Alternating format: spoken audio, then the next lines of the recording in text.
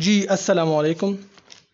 آج اس ویڈیو میں ہم نون میم راشد کی نظم اندھا کباڑی کا فنی و فکری جائزہ آپ کے سامنے پیش کریں گے۔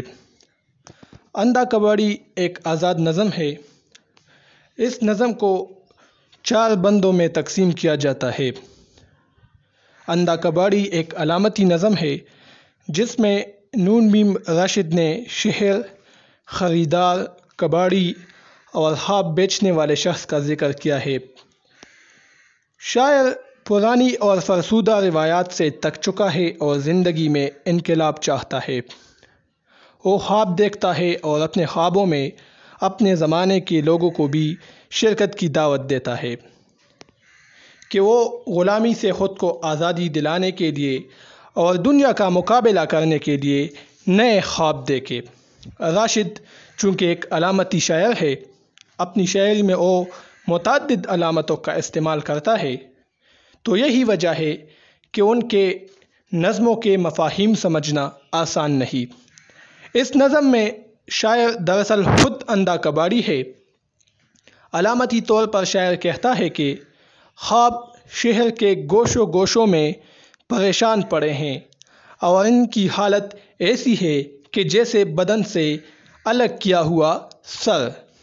شاعر کہتا ہے کہ خواب ہر کوئی دیکھتا ہے مگر پھر وہ اپنے خوابوں سے انحراف کرتے ہیں، لیکن میں گلی گلی شہر شہر میں پھر کر ان خوابوں کو اکٹھا کرتا ہوں۔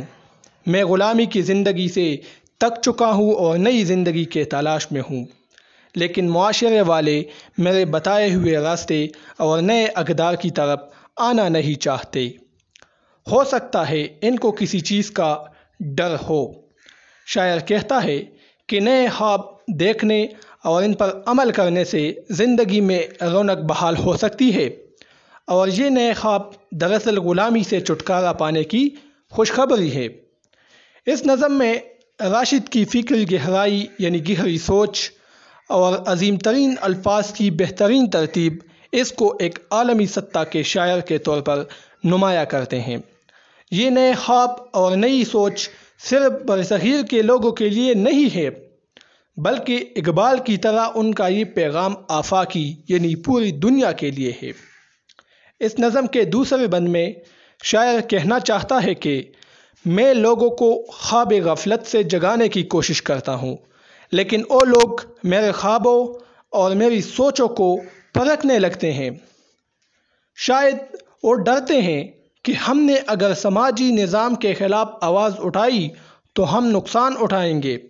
راشد کہتے ہیں کہ میرے یہ خواب سونے کے خواب ہے، ان کی قدر و منزلت بہت زیادہ ہے، مگر میں اپنے ہم جنسوں یعنی انسانوں کو یہ خواب مفت دینا چاہتا ہوں، مگر لفظ مفت سن کر لوگ ڈر جاتے ہیں اور آہستہ آہستہ میرا ساتھ چھوڑ جاتے ہیں کہ شاید وہ سوچتے ہیں کہ میں انہیں دھوکہ دینا چاہتا ہوں، اور کیا پتہ کہ راشد کے خواب اپنی تکمیل کو پہنچ سکیں گے یا نہیں۔ لہٰذا لوگ کہتے ہیں کہ راشد کے خواب کسی کام کے نہیں۔ اس سے یہ بات ظاہر ہوتی ہے کہ لوگ نئی اقدار کو اپنانا ہی نہیں چاہتے اور پرانی فرسودہ روایات اور غلامی سے چھٹکارا نہیں پانا چاہتے۔ اس نظم میں ایک نقطہ نظر یہ بھی ہے کہ راشد اس خدا کے تصور کو قبول نہیں کرتا جو ہمارے سماج میں ملا نے پیدا کیا ہے۔ راشد سے پہلے اقبال بھی اس تصور کو رد کر چکے ہیں۔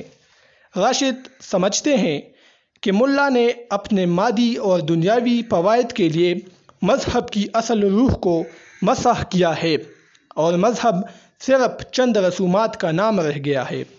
لہٰذا راشد معاشرے میں ملا کے بنائے ہوئے مذہب سے قوم کو انحراف کی دعوت دیتا ہے۔ مختصر یہ کہ راشد اس نظم میں اہل معاشرے کو ہر طرح کی غلامی اور جبر سے آزاد کرانا چاہتے ہیں۔ یہ آج کی ویڈیو تھی، امید ہے آپ لوگ کو پسند آ چکی ہوگی۔ اسی کے ساتھ مجھے اجازت دیجیے۔ اللہ حافظ۔